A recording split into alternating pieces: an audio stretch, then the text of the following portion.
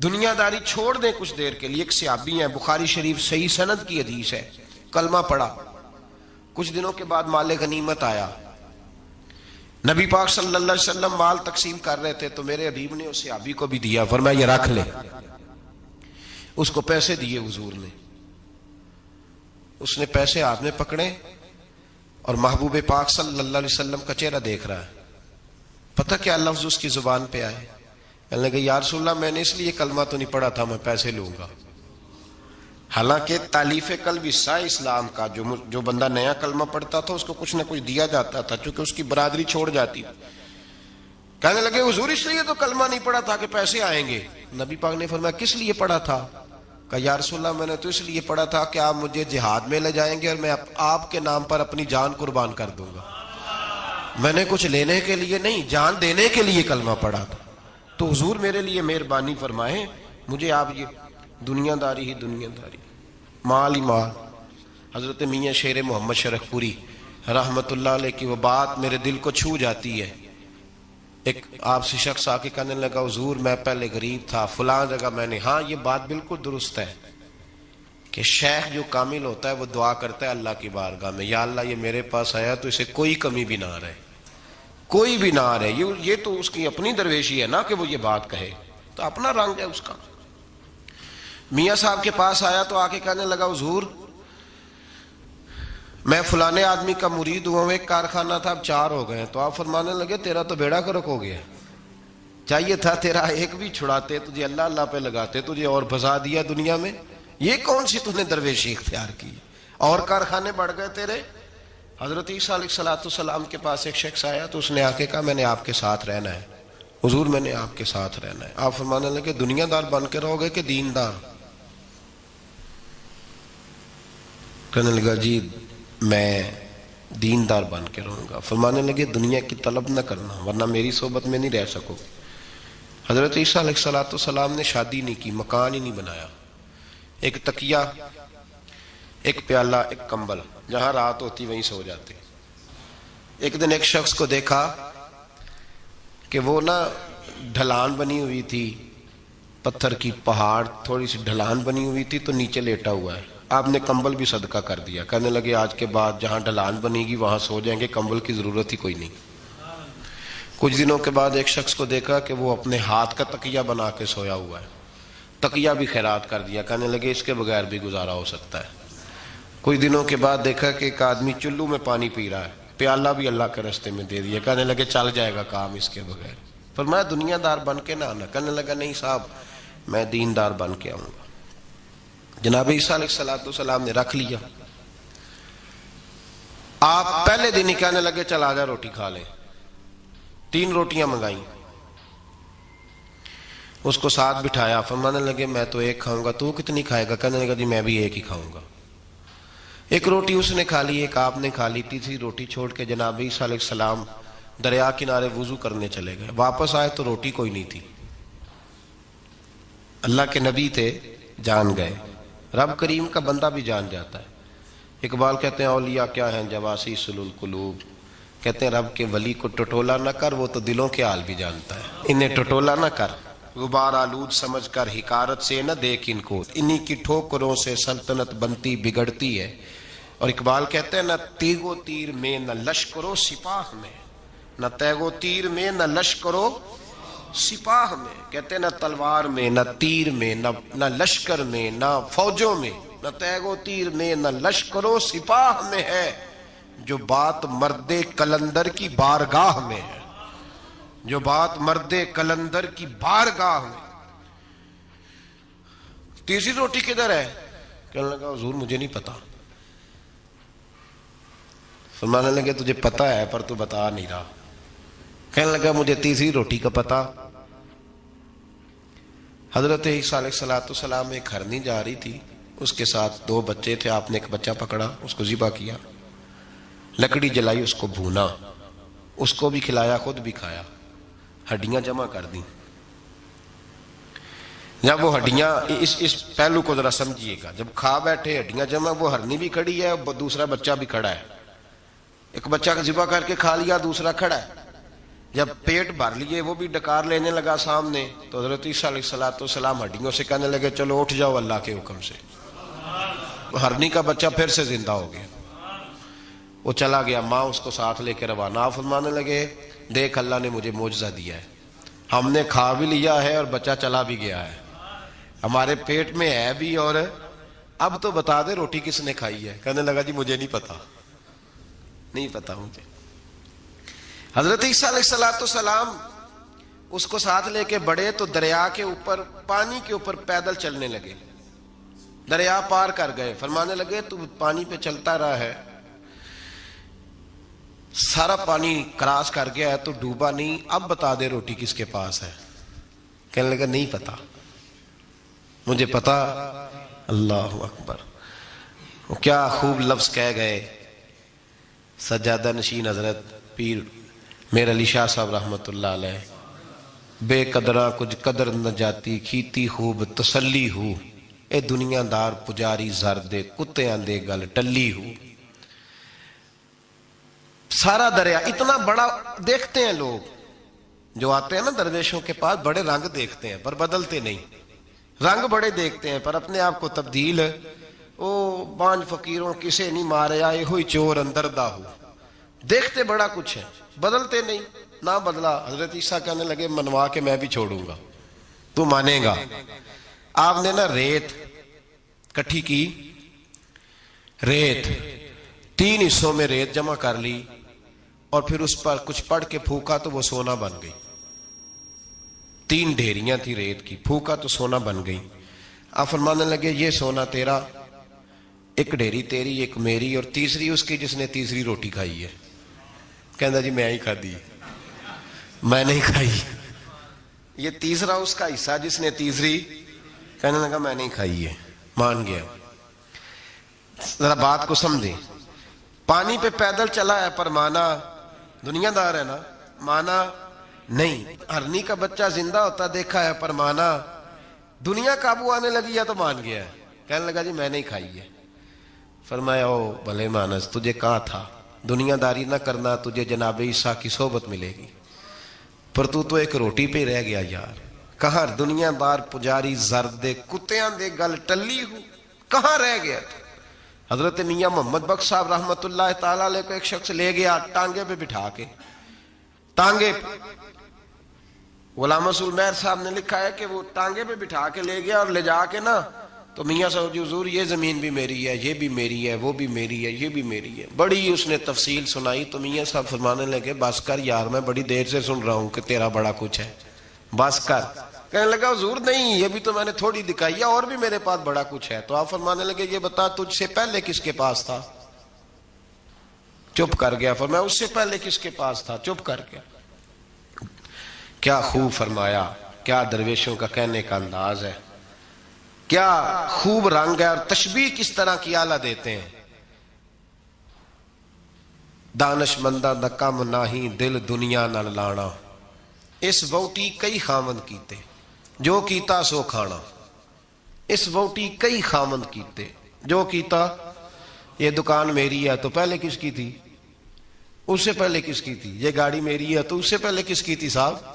یہ کسی نہ کسی کی تھی، اور تیرے بعد بھی کسی نہ کسی کی ہو جائے گی۔ اس ووٹی کئی خامند کیتے جو کیتا سو۔ حضرت عیسیٰ کہنے لگے تو نے ایک پیغمبر کی صحبت ضائع کر دی صرف دنیا داری کے لیے۔ فرمانے لگے میں نے کیا کرنا ہے سونا، تو تینوں کے تینوں ڈیریاں تو ہی رکھ لے، تیری ہیں، پر تو نے زیادتی کی، تو نے قیمت نہیں ڈالی ہماری صحبت کی۔ آپ اٹھ کے چلے گئے۔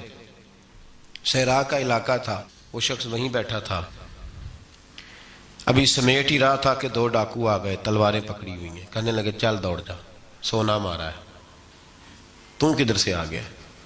منت کی، کہنے لگا چلو مہربانی کرو، 3 حصوں میں ہے، 2 لے لو، ایک تو مجھے دے دو، ایک تو دے دو۔ منت کرنے لگا، وہ مان گئے، کہنے لگے چلو ٹھیک ہے۔ دوستی کر لی، نام پتہ پوچھ لیا، گفتگو ہونے لگی، تھوڑی دیر بیٹھے تو ایک دوسرے سے فرینک ہو گئے، بے تکلفی شروع ہوئی۔ تو کہنے لگے بھوک بڑی لگی ہے، روٹی تو لاؤ۔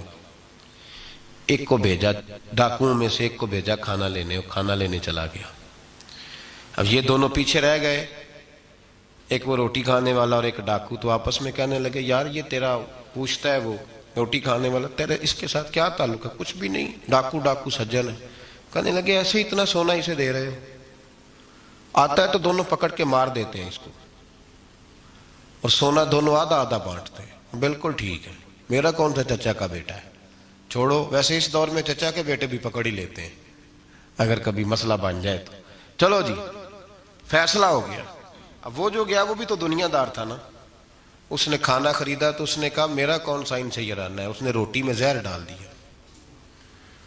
اس نے کہا میں ان کو ماروں گا اور سارے سونے پہ قبضہ کروں گا۔ حب الدنیا راست من کل خطیہ، ہر برائی کی جڑ ہے۔ وہ کھانا لے کے آیا، ابھی اس نے رکھا ہی تھا، دونوں نے حملہ کر دیا، پکڑا اور مار ڈالا۔ وہ مر گیا۔ اب یہ مزے سے بیٹھ کے روٹی کھانے لگے، سیر ہو کے پیٹ بھر کے روٹی کھائی۔ چند لمحے گزرے تو دھڑام سے روح پرواز کر گئی۔ حضرت عیسیٰ 1 گھنٹے کے بعد گزرے، 3 لاشیں پڑی اور سونا ویسے کا ویسا پڑا۔ ایس ووٹی کئی خامن کیتے، جو کیتا سو کھانا، سونا ویسے کا ویسے پڑا ہے۔ جناب عیسیٰ علیہ السلام کھڑے ہو کے اپنے حواریوں سے کہنے لگے اس کو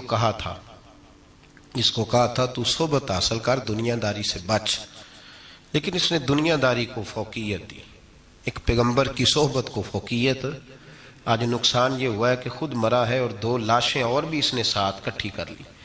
دنیا داری سے بچ جائیں، اس سے بچیں، ضرورت کی حاصل کریں، ضرورت سے زیادہ نہیں۔ ضرور محنت کریں، جد و جہد، حلال روزی کمائیں اللہ کے رستے میں دینے کے لیے، غریبوں کی مدد کرنے کے لیے ضرور کریں، لیکن اس کو مشن نہ بنائیں، یہ مشن نہیں۔ اگر آپ نے صبح سے لے کے شام تک 3 گھنٹے وقت گزارا ہے تو پھر آپ کا 2 گھنٹے اگر دنیا میں گزرے ہیں تو 1 گھنٹہ دین میں گزرنا چاہیے نا، ورنہ آپ کا دن ضائع ہو گیا ہے۔ کم از کم تیسرا حصہ تو دین کو دو۔ ہمارے بزرگوں نے ضمناً دنیا داری رکھی، ضمناً کہتے تھے ہم تو اتنی روزی کماتے ہیں کہ کمر سیدھی ہو سکے۔ ایک تو میرے عزیز یہ یاد رکھیں کہ اپنے ہمہ وقت زندگی کو، دنیا کو ٹائم نہ دیں، دنیا کو اتنا ٹائم دیں جتنی کہ اس کے لیے حضرت علی المرتضیٰ رضی اللہ تعالیٰ عنہ کا ایک فرمان یاد رکھیں۔ آپ فرمایا کرتے تھے میں دنیا کے لیے اتنی محنت کرتا ہوں جتنا میں نے دنیا میں رہنا ہے، اور آخرت کے لیے اتنی محنت کرتا ہوں جتنا میں نے آخرت میں۔ جو آدمی 500 سال پہلے فوت ہو گیا تھا وہ کہاں ہے؟ ابھی قبر میں ہے۔ زندگی کتنی گزار کے گیا؟ 60 سال 70 سال۔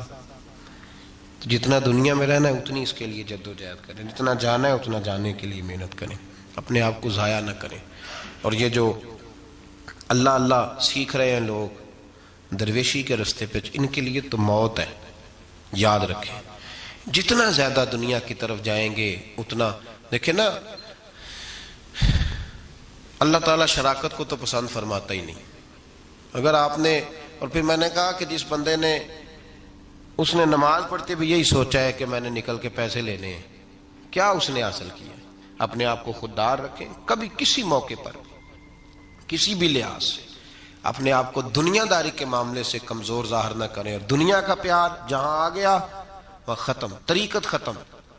اگر آپ کی جد و جہد، اور یاد رکھ لیں آپ روحانی طور پہ مریں گے جس دن توجہ دنیا کی طرف کر لیں گے، اللہ اللہ کی لذت ضائع ہو جائے گی۔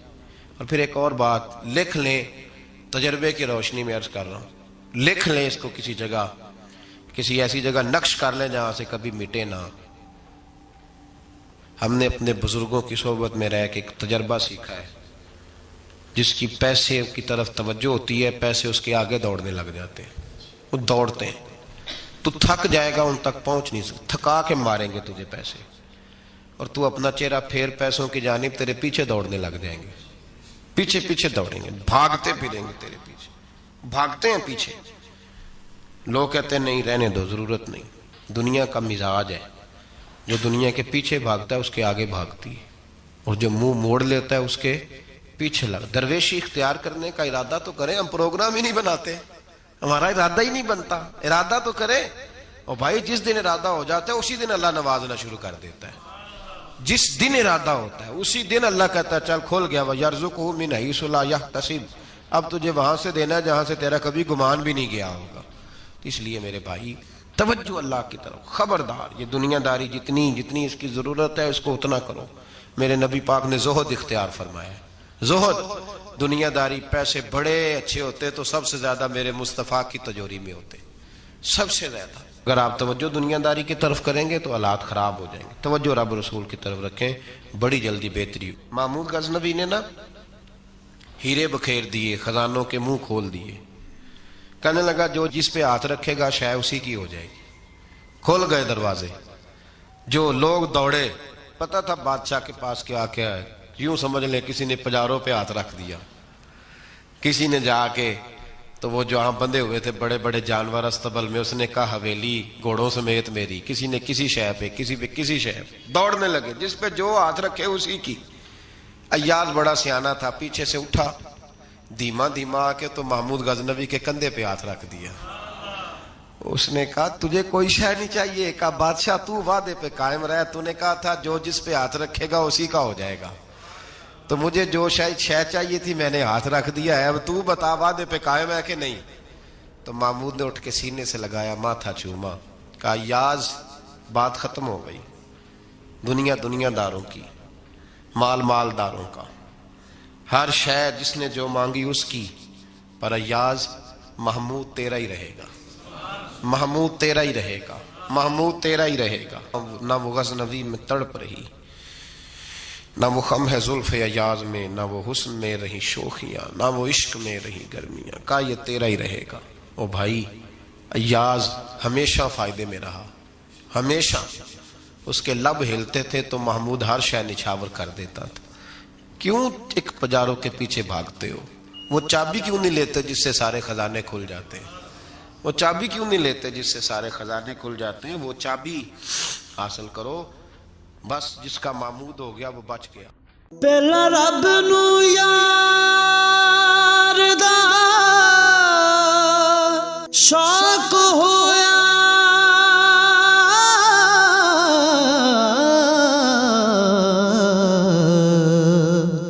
نبی پاک دا کرن جمال مائیں